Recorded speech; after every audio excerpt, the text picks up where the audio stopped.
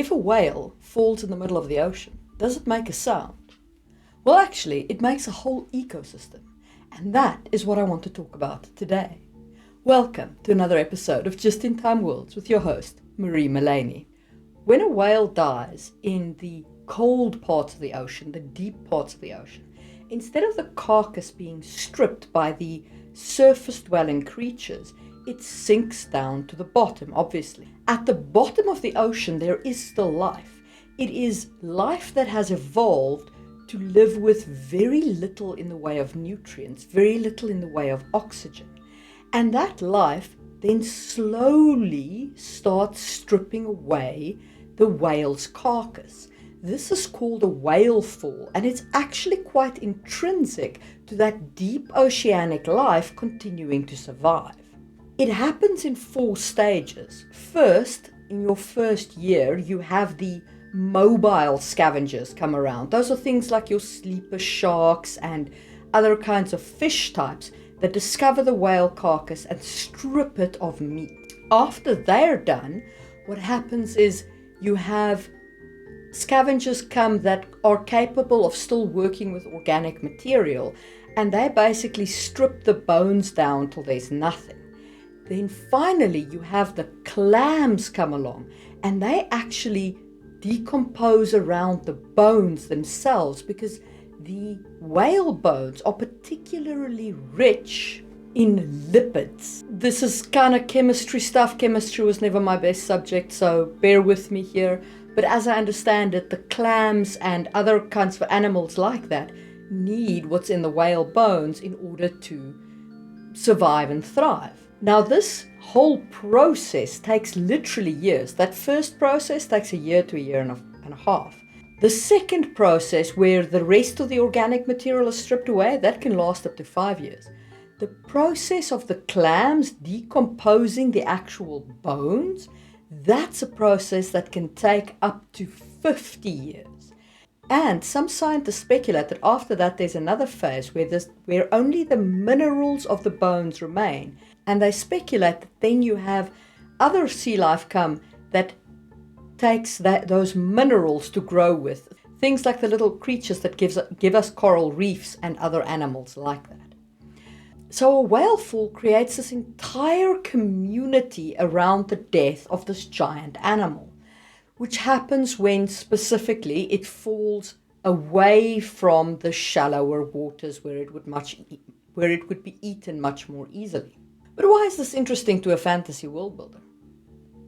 Well, because we have fantastical animals. What happens in your world if a dragon should die?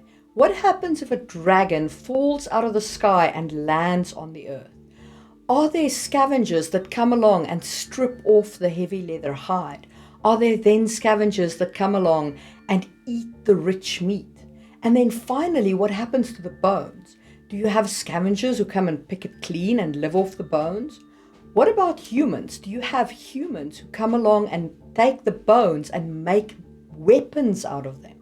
Is this a thing that your humans have evolved to do with the dragons in your world when they should fall out of the sky? But maybe this activity is still too fast, and maybe it only happens slowly in a case where it falls in a place that is not normally inhabited in your world. In that case, you could have these ecological niches spring up, digest the entirety of the carcass, and then vanish again.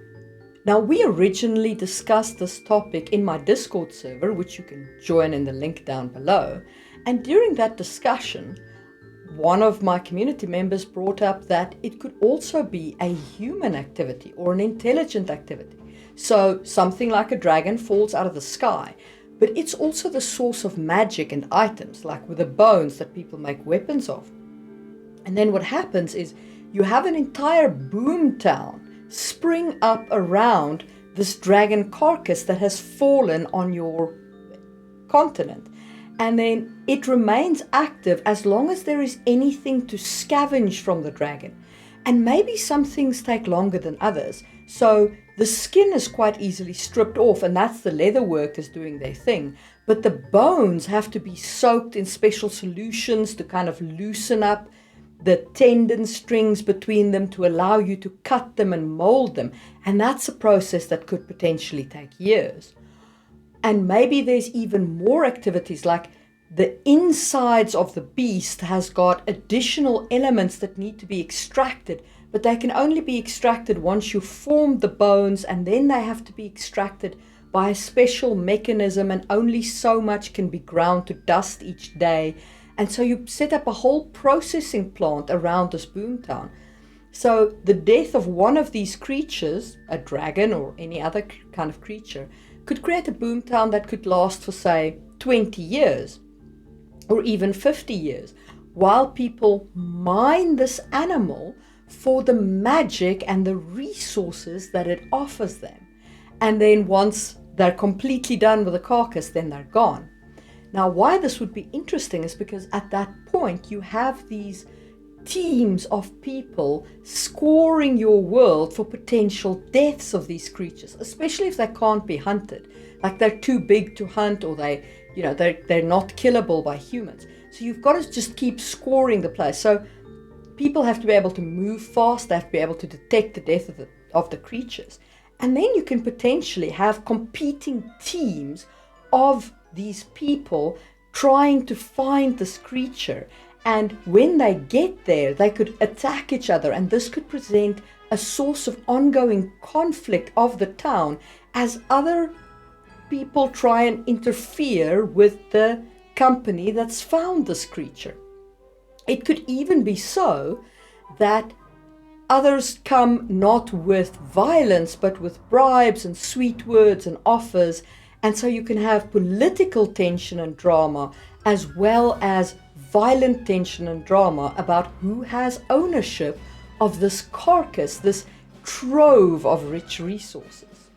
It is the creation of a town, the creation of story, conflict, technology to harvest the creature and to find its living space. All of that from a single whalefall. If you like this video, please do give it a thumbs up. If you want to support me in making more of these videos, links to my books and my Ko-fi page down below. And I will see you soon for another episode of Just in Time World.